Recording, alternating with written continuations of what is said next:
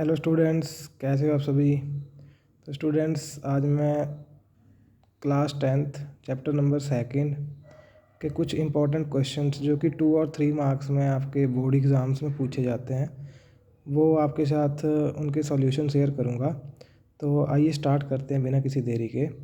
जैसा कि आप देख रहे हैं, हमारा फर्स्ट क्वेश्चन है, find the zeros of the polynomial 2x² + 5x - 12 and verify the relation between its zeros and coefficient. देखिए, आप सभी को पता है ये एक पॉलिनोमियल है, और ये कौन सा पॉलिनोमियल है। ऐसा पॉलिनोमियल, ऐसा वेरिएबल जिसकी हाईएस्ट डिग्री 2 हो, उसको हम बोलेंगे क्वाड्रेटिक पॉलिनोमियल। तो एक तरह से हमारे पास क्वाड्रेटिक पॉलिनोमियल है। तो आज मैं आपको बताऊंगा कि क्वाड्रेटिक पॉलिनोमियल में जो हमारे पास वेरिएबल होता है, लाइक यहाँ पे वेरिएबल x है, तो इस x की वैल्यू कैसे फाइंड आउट की जाती है। और ये जो जीरोज़ आपके क्वेश्चन में लिखा है, जीरोज़ का मतलब इस x की वैल्यू ही है। तो चलिए स्टार्ट करते हैं इसका सॉल्यूशन। आप लोगों को पता ही है, जो x² है उसके आगे जो टर्म रखी हुई है वो उसका कोफिशिएंट है, और ये 5 जो है वो x का कोफिशिएंट है। तो इस क्वेश्चन को करने के लिए सबसे पहला स्टेप होगा हमारा, जो हमारा x² का कोफिशिएंट होता है उसकी हम लोग मल्टीप्लिकेशन करते हैं, जो हमारा कांस्टेंट होता है। जहाँ मैं जर्नल टर्म लिख रहा हूँ, जैसे हमारी जर्नल टर्म है ax² + bx + c। अगर मैं यहाँ पे कंपेयर करूँ तो यहाँ पे मेरा a आ रहा है 2, b = 5, और यहाँ c मेरे पास, देखिए ये प्लस में c होना चाहिए, बट यहाँ -12 है, तो हमने साइन भी साथ में इंक्लूड करना होता है। तो c हमारे पास आ रहा है -12। अब देखिए, मेरा फर्स्ट स्टेप है कि मैं a और c की मल्टीप्लिकेशन करवाऊँगा। तो मल्टीप्लाई करके मेरे पास 12 बनेगा। तो आइए देखते हैं, सॉरी 12 × 2, मतलब मैं ac मेरे पास बनेगा 2 × -12 = -24।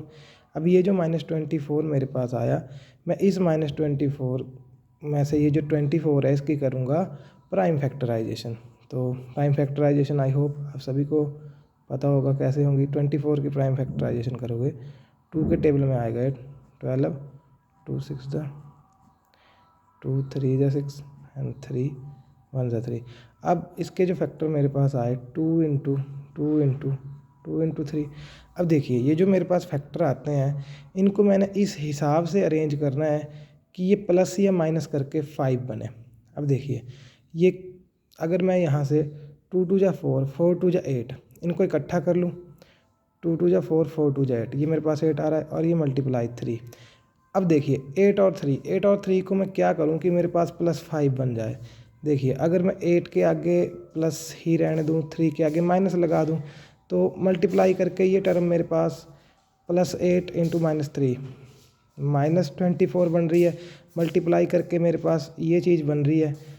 ठीक है, फर्स्ट स्टेप हमारा हो गया। मल्टीप्लाई करके मेरे पास ये बनना चाहिए, और इसको प्लस या माइनस करके मेरे पास जो हमारा x का कोफिशिएंट होता है वो बनना चाहिए। अब x का कोफिशिएंट 5 है, इसको प्लस करके देखते हैं, ये प्लस का 8 और ये माइनस का 3।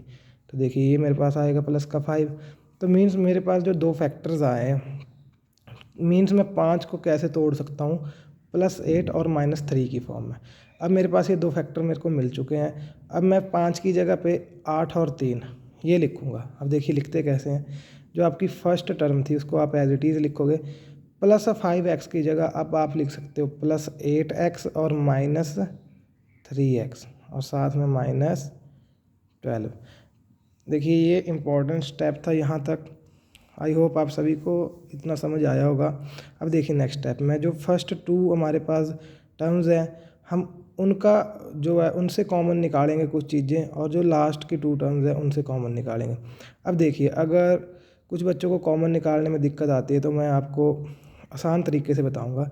यहाँ मैं 2x² को क्या लिख सकता हूँ, 2 × x × x प्लस, देखिए 8 को मैं कुछ इस हिसाब से तोड़ सकता हूँ कि मेरे पास 2 की टर्म में आए। बिल्कुल मैं तोड़ सकता हूँ 8 को। मैं 8 को 2 × 4 और साथ में x था, तो इसको ऐसे लिख सकता हूँ। अब देखिए नेक्स्ट टर्म, नेक्स्ट मेरे पास -3x है, तो मैं इसको लिखूँगा -3 × x। अब मुझे इस 12 को भी इस तरह तोड़ना है कि मेरे पास 3 में कुछ आए, तो इसको भी मैं तोड़ सकता हूँ। इसको मैं लिख सकता हूँ -3 और साथ में मल्टीप्लाई हो जाएगा -3 + 4 और साथ में x तो इसके साथ है नहीं, तो बस इतना ही। ये जो है ये -3 × 4, -3 × 4, -3 × 4 मेरा -12 बनेगा। अब देखिए फर्स्ट 2 टर्म्स ये हैं, इनमें से कॉमन निकालिए। देखिए इस टर्म में 2 आ रहा है और एक x आ रहा है, यहाँ भी एक 2 एक x, तो ये चीज़ें कॉमन है, मतलब 2x मेरा कॉमन आ गया। अब जो बच गया फर्स्ट टर्म में क्या बचा, 2x तो बाहर आ गया, एक x बचा तो वो लिख दो, प्लस था प्लस लिख दो। अब 2 और ये x ये दोनों बाहर चले गए, बचा क्या 4, तो ये 4 लिख दो। ये आपका फर्स्ट से कॉमन आ गया। सेकंड में कॉमन ढूंढते हैं। देखिए यहाँ पे ये -3 है, यहाँ पे ये -3 है, यहाँ पे x है बट यहाँ पे x नहीं है, तो यहाँ से कॉमन मिल रहा है -3 और अंदर क्या बच गया, एक x यहाँ से। और अब देखिए -3 तो बाहर चला गया और 4 जो प्लस का है, तो ये मेरे पास प्लस का 4। आपके पास हमेशा ये जो ब्रैकेट में टर्म्स आएंगी ये सेम आएंगी दोनों की। अब देखिए जैसे ही आपको सेम टर्म्स मिल गई, तो ये जो बाहर वाली जो दो आपके पास नंबर्स बचे उनको इकट्ठा लिख दो ब्रैकेट में, मीन्स 2x ये वाला और -3, और ये दोनों सेम है तो इनको एक बार लिख दो ब्रैकेट में। देखिए ये आपके फैक्टर बन गए, ये आपके फैक्टर्स बन गए। अब नेक्स्ट स्टेप हमारा होगा, मैं यहीं साइड में कर रहा हूँ। देखिए नेक्स्ट स्टेप में हम लोगों ने ये जो 2x - 3 और 4x है इनको जीरोज़ के इक्वल पुट करना है। तो यहाँ से मैं 2x - 3 = 0 रखूँगा और x + 4 = 0। तो देखिए अब मुझे x की वैल्यू निकालनी है, तो x जिसकी मुझे वैल्यू निकालनी है उसको मैंने अकेले एक तरफ रखना है, बाकी चीज़ों को मैंने = के दूसरी तरफ लेके जाना है। सबसे पहले मैं ये -3 को परे लेके जाऊँगा, तो परे जाके ये -3 हो जाएगा प्लस का 3। अब 2x मतलब 2 मल्टीप्लाई कर रहा है x के साथ, मुझे ये 2 इधर नहीं चाहिए, मुझे ये 2 भी परे भेजने है, तो परे जाके ये 2 करेगा डिवाइड, तो ये बन गया। और इस वाले में x + 4 है, अब ये 4 जो है वो परे जाके यहाँ प्लस कर रहा है, तो उधर जाके ये करेगा माइनस, तो ये x - 4 बन गया। अब मेरे पास ये दो टर्म्स आ गई x की, एक 3/2 और एक आ गई -4। अब देखिए लास्ट में आपका ये भी है, verify the relation between its zeros and coefficients. तो अभी तक मैं इसमें आपको इतना बताऊंगा कि कैसे आपने जीरोज़ निकालनी है, ये हम अपनी नेक्स्ट जो वीडियो होगी उसमें देखेंगे, बिकॉज थोड़ी पेज की भी शॉर्टेज है। तो आइए अब हम नेक्स्ट क्वेश्चन करते हैं। Find the quadratic polynomials whose zeros are 2/3 and -1/4। अब देखिए इस क्वेश्चन में हमने क्वाड्रेटिक पॉलिनोमियल बनाना है और हमारे पास दी हुई हैं जीरोज़।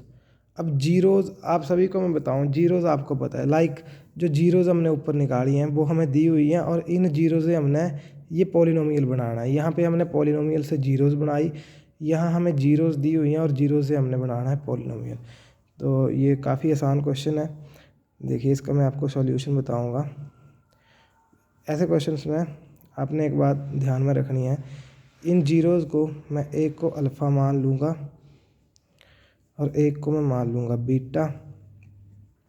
अब देखिए ये मेरे पास डायरेक्ट जीरोज़ दी हुई हैं, तो मुझे इन जीरोज़ का पहले सम निकालना पड़ेगा और प्रोडक्ट निकालना पड़ेगा। इन दोनों का सम अल्फ़ा प्लस बीटा कर दो, 2/3 प्लस -1/4। अब देखिए ये अब जब आप इसको सॉल्व करोगे तो आपके पास अल्फ़ा प्लस बीटा बन जाएगा। 3 और 4 का एलसीएम लोगे तो 12 आएगा, 3 4 जा 12, 4 2 जा 8, 4 3 जा 12 और ये -3, ये आपके पास बन गया 5/12। और जब आप अल्फ़ा बीटा निकालोगे, मीन्स अल्फ़ा मल्टीप्लाई बीटा, तो ये बनेगा 2/3 × -1/4 = -2/12। और जब ये काटोगे आप तो ये बनेगा -1/6। अब देखिए मेरे पास अल्फ़ा प्लस बीटा और अल्फ़ा इंटू बीटा मिल गया मुझे। अब मैं इसी में साइड में कर रहा हूँ। अब मुझे पता है कि एक जब भी मैंने जीरो से क्वाड्रेटिक पोलिनोमियल बनाना होता है तो मेरे पास एक जनरल टर्म है x² minus alpha plus beta x plus alpha beta. ये आप लोगों ने जनरल टर्म याद रखनी है। अब इसमें वैल्यूज़ पुट करो तो मेरे पास x² minus alpha plus beta मेरे पास 5/12 आया, तो अल्फ़ा प्लस बीटा की जगह मैं लिख दूँगा 5/12x प्लस अल्फ़ा बीटा मेरे पास आया -1/6, तो इसकी जगह मैं लिख दूँगा -1/6। अभी मैं ब्रैकेट ओपन करूँगा इसकी, x square minus 5/12x minus 1/6। देखिए अभी भी हम लोगों को डिवाइड में ये सब कुछ नहीं चाहिए, हमें एक सिंपल इक्वेशन चाहिए, हमें फ्रैक्शन में कुछ भी नहीं चाहिए। तो ये फ्रैक्शन हटाने के लिए नीचे वाले ये जो दोनों टर्म्स आई हैं इनका आप एलसीएम लो 12 और 6 का। देखिए ये 6 12, जब आप इसका एलसीएम करोगे तो 12 ही आएगा। 6 1 ज़ा 6, 6 2 ज़ा 12, तो आपका जो एलसीएम आएगा वो 12 आएगा। अब जो आपके पास एलसीएम आया उस एलसीएम से आपने पूरी इक्वेशन को मल्टीप्लाई करना है। जब आप 12 से 12x² को मल्टीप्लाई करोगे तो ये 12x² ही बनेगा। अब देखिए मैं साइड में कर रहा हूँ, जब इस पूरी टर्म के साथ -5/12 के साथ आप 12 को मल्टीप्लाई करोगे तो 12 से 12 कट गया, तो यहाँ पे बचा -5x। क्या बचा यहाँ पे? -5x। अब इसी तरह से जब आप -1/6 के साथ 12 को मल्टीप्लाई करोगे तो 6 2 ज़ा 12 और 2 इंटू -1 -2। तो देखिए ये आपकी बन गई क्वाड्रेटिक पॉलिनोमियल। ये आपका बन गया क्वाड्रेटिक पॉलिनोमियल। तो आई होप स्टूडेंट्स आप सभी को ये वीडियो अच्छी लगी होगी। ऐसे वीडियो देखने के लिए मेरे साथ जुड़े रहें और मेरे चैनल को लाइक शेयर एंड सब्सक्राइब करते रहें।